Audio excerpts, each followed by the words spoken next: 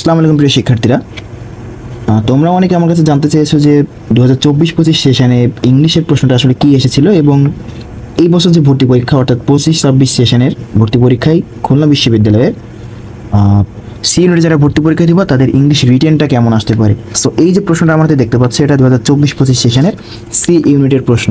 ঠিক আছে, সি ইউনিটের প্রশ্ন 2024 এবং 25 সেশনের খুলনা ইউনিভার্সিটির। সো আমরা একটু প্রশ্নটা বিশ্লেষণ করলেই তোমরা বুঝতে পারবে যে তোমাদের 25-26 সেশনের জন্য কোন টাইপের প্রশ্ন রিটেনে আসতে পারে। চলো আমরা শুরু করি। দেখো, প্রথমে বলতেছে right two characteristics of folk music. এই যে প্রশ্নটা হুবহু তোমাদের ইংলিশ ফার্স্ট পেপার বই থেকে কপি করা হয়েছে, একদম হুবহু। যদি তোমাদের দেখায় তোমরা দেখতে পাবে যে ডিরেক্ট তোমাদের বইতে ঠিক এই ইয়েটাই রয়েছে।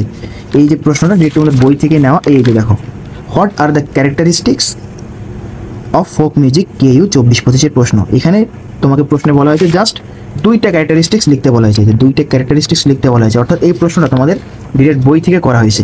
কিন্তু দুঃখের বিষয় হচ্ছে এই একটা প্রশ্ন বাদে আর কোনো প্রশ্ন তোমাদের ইংলিশ ফর টুডে বই থেকে করা হয় নাই।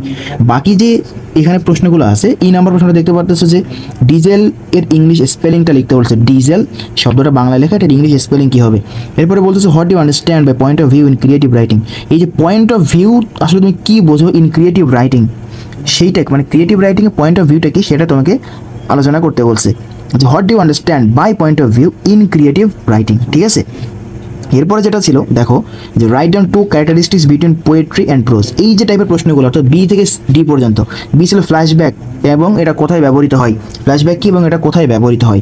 সো পোয়েট্রি মানে হচ্ছে তোমরা জানো পদ্য, এবং প্রোজ মানে হচ্ছে গদ্য। অর্থাৎ গদ্য এবং পদ্যের মাঝে পার্থক্যটা কি সেটা তোমাকে দুইটা লিখতে বলছে। তোমরা স্ট্রাকচারের পার্থক্য আনতে পারো, তারপরে লেখার যে ভাবটা সেটাতে তুমি আনতে পারো, ভাষার ব্যবহারে তুমি আনতে পারো। অর্থাৎ দুইটা পার্থক্য লিখলেই হবে। গদ্যে কীভাবে ব্যবহার করা হয়, পদ্যে কীভাবে ব্যবহার করা হয়। এই যে ফ্ল্যাশব্যাক, এটা টোটালি একটা নতুন প্রশ্ন।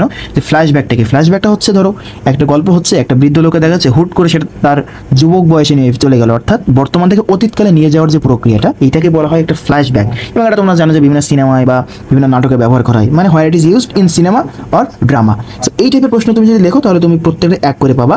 এবং এই প্রথম এই যে 4 নাম্বারটা অর্থাৎ এইভাবে ছিল, 1, 2, 3 ছিল বাংলা, 4, 5, 6, 7 ছিল তোমার ইংলিশ। সো এই প্রশ্নে তোমার টোটাল 5টা প্রশ্ন, 5 মার্ক।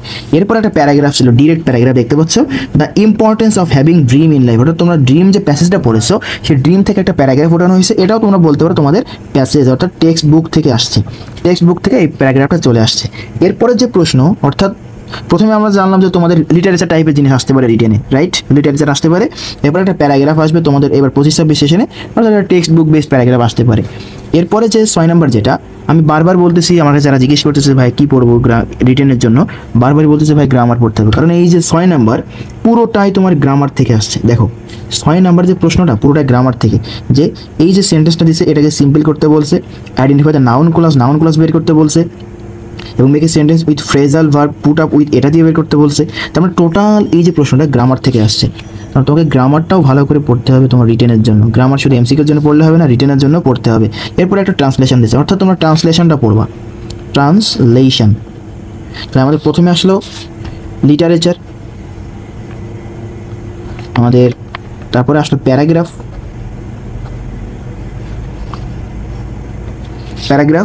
এরপরে দেখো আমাদের 7 নম্বর যেটা, যেখানে 5টা বাক্য লেখা, এই 5টা বাক্য কারেক্ট করতে বলা হয়েছে। অর্থাৎ ভুল বাক্য লেখা আছে, এই যে 5টা বাক্য ভুল বাক্য, এই 5টা বাক্যকে তোমাকে শুদ্ধ করে লিখতে হবে।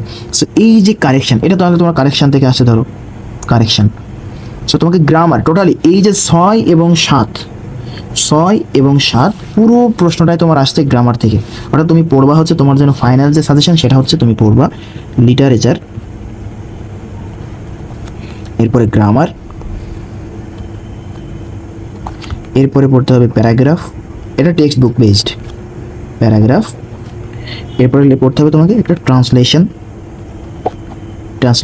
সো এইগুলো, এই 4টা টপিক যদি তুমি পড়তে পারো তাহলে তোমার কেইউ এর যে সি ইউনিটে যারা ভর্তি পরীক্ষা দেবা তাদের রিটেনের জন্য যারা পড়া লাগবে তার পুরোটাই এই 4টা টপিকের ভিতরে ইনশাল্লাহ কাভার হয়ে যাবে। সো এইটা ছিল 2024-25 সেশনের কেইউ সি ইউনিটের যে আসা প্রশ্ন, সেই প্রশ্নের অ্যানালাইসিস, যে আসলে তোমার জন্য কী কী ইম্পর্টেন্ট, তোমার জন্য কী কী পড়তে হবে।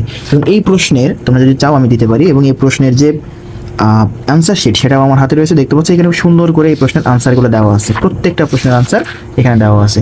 সো তোমরা যারা তোমাদের যাদের অ্যান্সারগুলো লাগবে তোমরা চাইলে বলতে পারো।